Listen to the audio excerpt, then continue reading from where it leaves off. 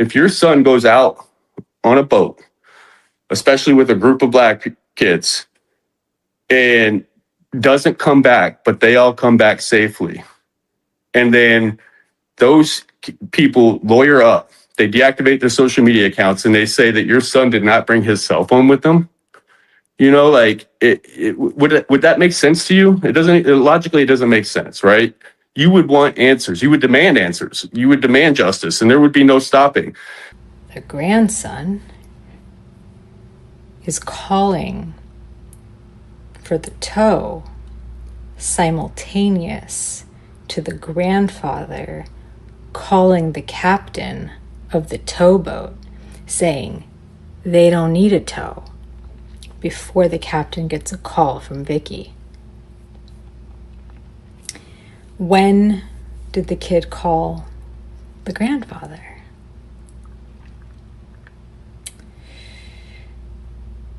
While the boat is sinking, he called grandfather for what could grandfather possibly do for you? 6 weeks after Nolan Wells disappeared, there is a video with millions of views that claims to have already solved it. A grandson calling for help, a grandfather on a separate call saying help is not needed. Cut together, it plays like a confession caught in real time. Slow it down and it falls apart. The tow company's statement says the boat's owner canceled the request himself because help had already reached him from another boat. And on the recording, the captain says something almost nobody quotes. He is guessing that the man on the phone is the boat's owner. He's right. It is the account holder calling off his own service request, not a cover story, a man managing his own boat. That's one theory gone. There are dozens more circulating tonight, and almost none of them have been checked against a single filed document. If this is your first time here, welcome. This channel draws the line between what's actually documented and what the internet has decided must be true. The subpoenas, the GPS records, the sheriff's own evidence requests, the questions nobody's answered yet, official or otherwise. Subscribe and turn your notifications on because this case is still moving, and we go back to it the moment something real changes. Tonight, we're working through this claim by claim, and if you're watching from anywhere near Mississippi, or honestly anywhere at all at this point, this story's reached a lot further than the Gulf Coast. Drop your location in the comments. Let's get into where this case actually stands. But I just watched a video and something clicked. I watched a video that made something else click that I watched earlier today, and that's this. The kid calls for a tow. The woman, Vicky, calls the captain to do the tow. And she says, this kid's grandfather, this Jerry Ackerman, is a member. Before she says the guy's name, the captain says, Jerry? I just got off the phone with him. I literally just got off the phone with him. And he said that they don't need a tow, that they're fine. So, hold on. The grandson is calling for the tow simultaneous to the grandfather calling the captain of the towboat saying they don't need a tow before the captain gets a call from Vicky. When did the kid call the grandfather? While the boat is sinking, he called grandfather for what could grandfather possibly do for you? He called the grandfather for what the fuck do we do? This kid's dead. Grandfather said, you gotta make a fucking trail. That you tried to get help. There was an accident. Something happened. The boat's going under. Okay, it's a boat. Call. So there is a recording of you trying to get help for something, and we'll figure it out later. I think that their story has evolved, but that was what the grandfather thought of then, to create a timestamp in history of what was happening, what they were doing, where they were, and that there was a completely different emergency happening. Nothing to do with Nolan. Okay? And the grandfather did not want to get billed for this tow, and obviously didn't want the captain to go and happen upon whatever the fuck's going on. So he preempts the emergency call to the captain and says, hey, you might get a call, but they don't need it. I walked them through it. It's fine. It was an alibi advised by the grandfather. You remember the Murdoch documentary series? You remember that, right? You remember when his son killed a girl in a boating accident, right? And how they completely jumped into action immediately without skipping a fucking beat to do a cover-up. They all get back, they all wipe in unison, all wipe their social media. Why would you have to do that? Well, why the fuck would you have to do that? If you left him on the island, why are you deleting all of your social media? Another thing. I couldn't imagine that they want to get underage drinking on camera. So what they had articulated to me, that it wasn't abnormal for people not to snap and not to do a lot of pictures and things like that, because they were focused on But you being told me off of the they mainland. showed you pictures and videos. Yeah, so but they it's did not take uploaded. pictures and videos. No. It's not a lot of pictures, and they weren't uploaded. Shut the fuck up, Brandon, because he is spinning his wheels here, trying to convince Nancy that the boys were telling the truth. They let me see their videos on their phones. And that, of course, they wouldn't want to film themselves drinking. They all film themselves drinking. No, but they wouldn't upload it onto Snap. Here's why he just fucked up. The mother, one of the first days after this all happened, the mother said, we wanted his phone because he had snapped, and we wanted to see the snaps that he had snapped, and the snaps were deleted. So she had seen his snaps. The whole point of Snapchat is that you are able to post things that maybe you don't want a record of, but at least everyone knew you were having fun. The stuff deletes. You know if someone screenshots it. So he had absolutely snapped. They wanted to go into his phone, into his account, because you can see your historic snaps, and those were gone. And today, Crump, the family via Crump, subpoenaed Snapchat and Meta. Why would they do that if they didn't abso-fucking-lutely see his snaps that those fucking kids deleted? And this fucking Brandon Tatum is helping them cover it up. Start with the boat, because the boat did not do what most people think it did. Mississippi Department of Marine Resources records, obtained by CBS News, show it left Horn Island at 4:31 that afternoon. It did not go home. It stopped at the mainland dock, then Fort Bayou around 5:52, back to the dock at 6:06, a boat launch in Fort Bayou at 7:19, only then trailered to a house in Biloxi. 4 stops spread across nearly 3 hours after Nolan had already been left on the island. That timeline is public. What is missing is anyone connected to that boat accounting, stop by stop, for what those 3 hours actually were. While the boat moved, so did something else. Nolan's phone. His mother, Christine, has said she checked 2 location histories against each other after getting the device back. Snapchat's record of where it had been that night and Life 360's. They do not agree. That single discrepancy is why at the end of July, attorney Gary Bufkin filed 5 subpoenas: Snapchat, Meta, WhatsApp, TikTok, Life 360, and the filing does not ask for messages. It asks for login histories, password resets, 2-factor authentication logs, every IP address tied to every access of those accounts from any device. Here is why that detail is the whole ballgame. Deleting a photo off a phone does nothing to a login history. That record lives on a company server. If someone accessed Nolan's Snapchat from a device that was not his, there's a timestamp for it sitting somewhere, whether or not the photo itself still exists. The Jackson County Sheriff's Office made a parallel request weeks earlier: original, unedited photos and video from Horn Island, specifically anything showing an altercation or showing Nolan. Investigators do not add unedited as a throwaway word. It means they already had a reason to suspect an edited version was the one circulating. So before a single witness statement, a boat with 4 unexplained stops, a phone with 2 location histories that contradict each other, 5 subpoenas engineered specifically to survive deletion, and a sheriff's office that seems to have suspected from week 1 that the public was not looking at the original file. That is the paper trail. Now the people in it. By his own account, Warren Hudson called Christine just after 11 that night.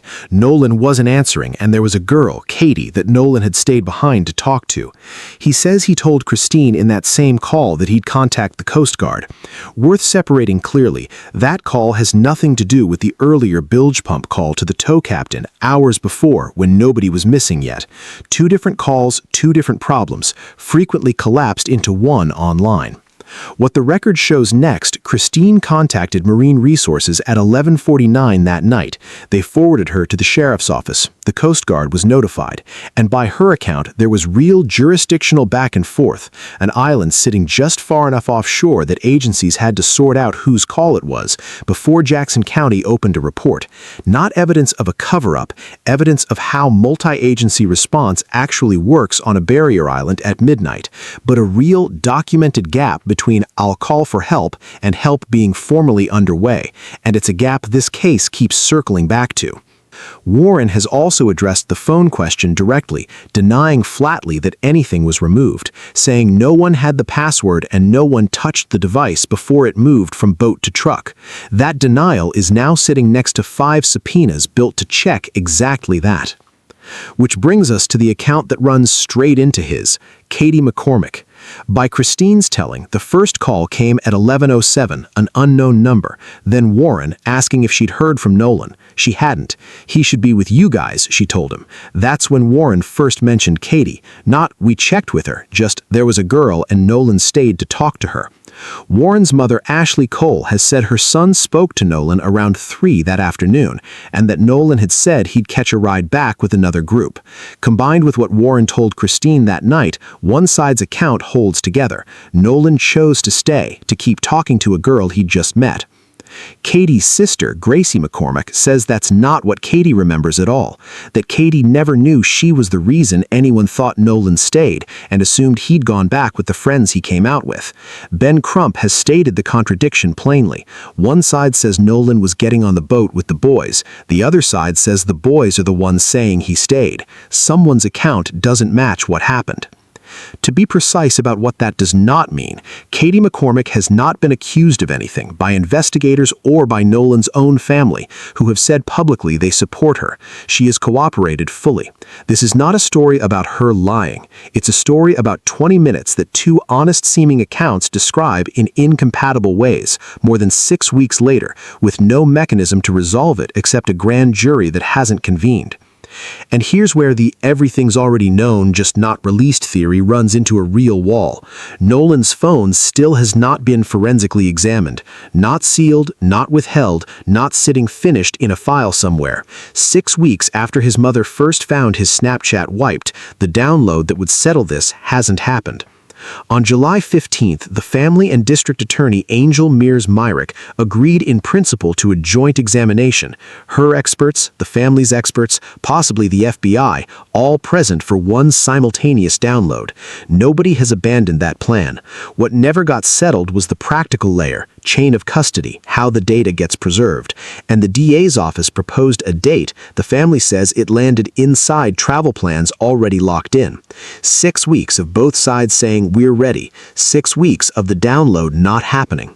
The DA's office says state law limits what she can say about ongoing evidence handling. The family's team says they've done nothing but cooperate. Both can be true. Neither tells you who's actually sitting on the delay. The same shape shows up with Nolan's retained tissue, the parts of his body the state kept from the first autopsy, which the family's independent pathologist, Dr. Roger Mitchell, still hasn't been allowed to examine in full. An agreement in principle, no confirmed date, weeks passing. Real gridlock, but gridlock is not proof the answers already exist and are being hidden. It's proof that 6 weeks in, basic forensic steps in a death investigation are still incomplete. That alone is the alarming part. It doesn't need a second layer built on top of it. That gridlock is also what pushed this to Washington. Last week, the Congressional Black Caucus sent a formal letter to the Attorney General and the FBI Director demanding a federal review within 7 days. Standing with Nolan's parents, Congresswoman Lucy McBath said they want every stone turned because his life matters. But while investigators were working to piece together what happened, one question remained. What could have happened in those final moments? One woman offered her own theory, suggesting that the situation may have escalated into a confrontation and that a fight could have played a role in what happened next. Here's what she believes may have happened. Remember, the geospatial said that there was a witness that said that they seen Nolan at 5 o'clock and he was involved in the fight. I'm sitting here thinking the fight that Tristan said that he was in. And I dabbed Nolan up.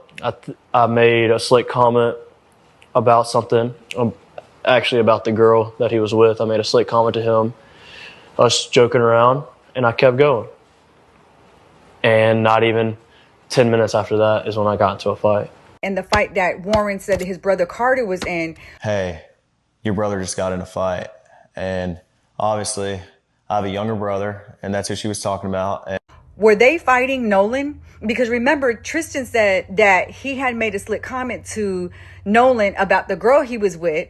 And even Warren said he made a slick comment to Nolan about the girl. Because the report said that they believe those thugs actually left at a later time because they. So remember, per them, they hurried up. As soon as they got done in this fight, they obviously hurt Nolan. And so they took him off on the land, put him into the boat, and hoping that they would be able to render some type of aid to him. But before they could even do it, he had passed and he was taking his last breath. And that's why we heard that gasping. Oh, how far is the water coming up, sir? Can you give me a description? Ankles? Hello? Hey. Is the...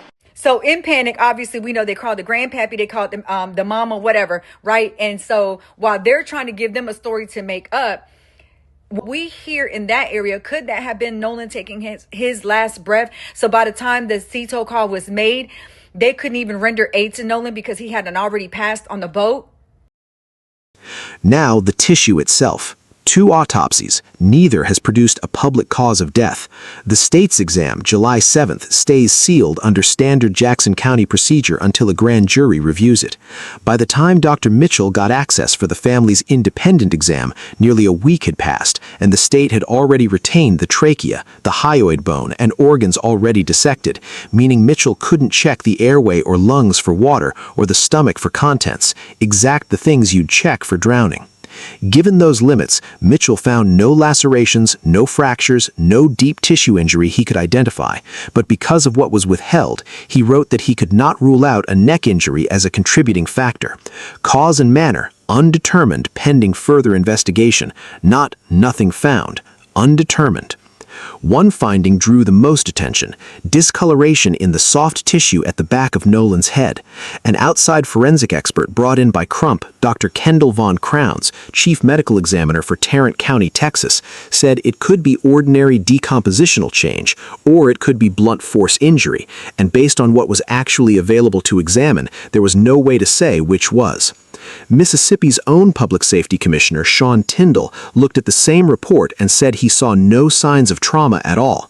2 officials, same document, 2 different readings. That's not proof someone's lying. That's what an ambiguous finding looks like once qualified people actually interpret it.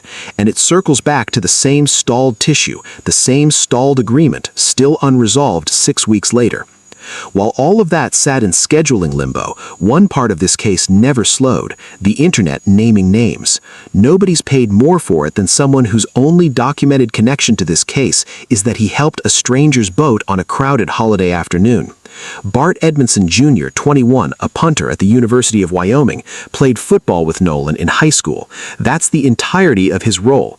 It became an old photo misidentified as Katie McCormick. It wasn't her, and his attorney says he didn't know her before her name entered this case at all before this case. Then a theory built on a GPS gap. Then questions about who was driving his boat. His family says he drove it himself, and more than 20 people across 2 boats can say the same. He's handed over his phone, his boat, his GPS data, sat for interviews, given a witness list without a warrant or a second ask. He has never been named a suspect. None of that stopped a death threat his family says he received, credible enough to bring in the FBI alongside state and local law enforcement after one creator published his home address, his family's land records, and his workplace. His attorney's first cease and desist went to that account. It reportedly won't be the last. His family has hired a private investigator to track down who else has defamed them. He isn't alone. Another friend of Nolan's, Jax Patalo, gave an interview last week implying the Wells family knew in better than they'd let on. Christine's response was calm and specific. They'd met him in passing, and Nolan had actually stayed at his house the night before the trip. No accusation, just a correction, because apparently that's what it now takes. Before we close, the fact easiest to lose under 6 weeks of subpoenas and GPS logs, on the morning of July 6th, a National Park Service ranger found Nolan's body in the water off the northwest tip of Horn Island. Everything in tonight's video, the calls, the theories, the letters to the FBI, exists because an 18-year-old went out on a boat for the 4th of July and never made it home. No amount of fact-checking changes that part. So here's where 6 weeks actually leave this. The grandfather clip explained, not suspicious. The GPS stops real, but not evidence on their own. The Snapchat and Life 360 mismatch genuinely unresolved, now the subject of 5 subpoenas built to outlast deletion. Katie McCormick's account against the boy's account, a real contradiction Crump himself says can't both be true. The retained tissue and the unexamined phone, not hidden answers in a finished file, but basic forensic steps still not completed. And Bart Edmonston, a man who helped a stranger's boat, now suing people over what that turned into. 2 different problems. It matters that you can tell them apart. One is a family still owed real answers. The other is people who never should have become the answer in the first place. If the grand jury moves the way attorneys expect, we'll be back with what actually comes out of it, not what somebody claims is sitting in a file, but what's actually confirmed. Until then, you know more about the documented record in this case than most of what's circulating about it right now. That's worth something. Hold on to it the next time a clip tells you it's already been solved. If you want more of this, evidence over speculation, subscribe and turn on notifications, and let me know in the comments which claim tonight actually surprised you. Thanks for watching. See you in the next one.